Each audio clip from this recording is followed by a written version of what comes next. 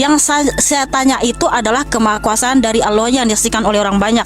Dan Muhammad katanya bisa membelah bulan. Sejak kapan bulan terbelah? Atau bulan itu kalau terbelah itu apakah terbelah cuma begini? Siapa saksinya bulan terbelah? Udah ya, udah saya jawab. Tadi kan dia tanya, tunjukkan di mana kekuasaan Allah. Yang membelah bulan itu bukan Rasulullah, tapi kekuasaan Allah yang diberikan kepada Rasulullah. Karena Rasul adalah utusan Allah, maka Rasulullah mendapatkan mukjizat. Bulan terbelah di dalam Quran. Saya jawab, Al-Qamar ayat 1. Hari kiamat makin dekat dan bulan terbelah jediar. Siapa saksinya? Dari Abdullah bin Mas'ud berkata, saat kami bersama Rasulullah Sallallahu Alaihi Wasallam di Mina, bulan terbelah menjadi dua bagian. Kami ini siapa? Kami bersama Rasulullah, berarti di sini Abdullah bin Mas'ud. Salah satu ayat yang sangat familiar di tengah jemaat itu Yohanes pasal 1 ayat 1. Apa tuh isinya, Pak? Bunyinya gini. Pada mulanya adalah firman. Firman itu bersama-sama dengan Allah, dan firman itu adalah Allah. Dulu saya nggak pernah terusik dengan ayat itu. Tapi setelah di dialog itu ditegur, apakah saudara sudah belajar bahasa Al-Quran? Akhirnya saya mencoba mendekati Injil. Apakah saya juga sudah belajar Injil? Ternyata dalam teks berbahasa Yunani, ayat itu bunyinya gini. En arche en hologos. Ke hologos en prostontion. Ke theos en hologos. Sekarang saya akan coba sandingkan bahasa Yunani dengan translate-nya Lembaga Alkitab Indonesia yang versi Trinitas. Pada mulanya adalah firman. Dalam translate itu, pada mulanya ada yang berfirman. Ini beda ya. Udah ada beda tuh sedikit ya. Ada yang berfirman. Pada mulanya adalah firman.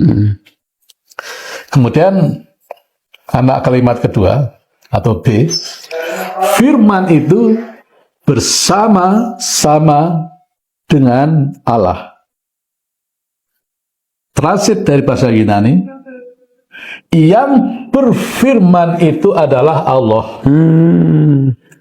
Jadi orang gereja kenapa kok pakai kata Allah? Karena mereka nggak pernah kenal ilmu tajwid. Dan yang berfirman itu adalah Allah. Jauh ya. Kemudian yang ketiga, dan firman itu adalah Allah. Ini salah satu kesalahan yang sangat fatal. Firman, bukankah Nabi Isa disebut kalimatullah? Kalimatullah adalah Allah. Yang benar aja. Masa firman adalah Allah? Sebenarnya di dalam bahasa Yunani itu penekanan yang final. Dan Allah lah yang berfirman. Atau bahasa gereja, dan Allah lah yang berfirman. Jadi itu menceritakan subjek yang utama dalam ayat itu adalah kemahakuasaan Allah. Tapi firman kok bisa disebut Allah, ini sebuah penyimpangan dari doktrin Trinitas.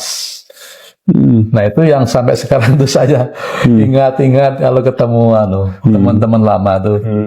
Saya pertama sebut dengan bahasa Yunani. En arche en hologos.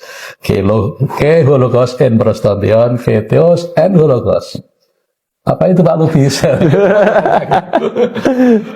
Pada mulanya ada yang berfirman. Yang berfirman itu adalah Allah. Dan Allah lah yang telah berfirman. Itu ada yang langsung tersinggung. Kok merubah yang anak kalimat bagian C gitu. Nah, itu ayat-ayat Injil yang saya ingat sampai sekarang. Banyak sih. Pak, waktu jadi seorang pendeta atau dulu masih agamanya di agama sebelumnya, pernah memandang negatif nggak terhadap Islam? Sangat memandang negatif. Waduh, apa aja tuh Pak? Allahnya orang Islam itu bukan Allah yang benar. Jadi Allahnya orang Islam. Jadi orang gereja itu lebih seperti kalau sekarang lihat Israel. Kenapa tuh Israel seperti itu? Karena perjanjian lama isinya seperti itu. Jadi orang Palestina itu di zaman dulu nyahkan mereka, jangan sisakan.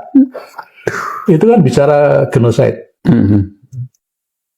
Itulah Allah di dalam kitab perjanjian lama. Kenapa orang Kristen mendukung Israel? Ya karena Allahnya beda. Allah orang Islam dan Allah orang Kristen. Itu bagi kaum Trinitas. Ya, jadi kami dulu ya sangat benci ya dengan Islam itu. Gereja itu ya sangat menganggap Islam itu terlalu kasar, radikal gitu. Nah gitu.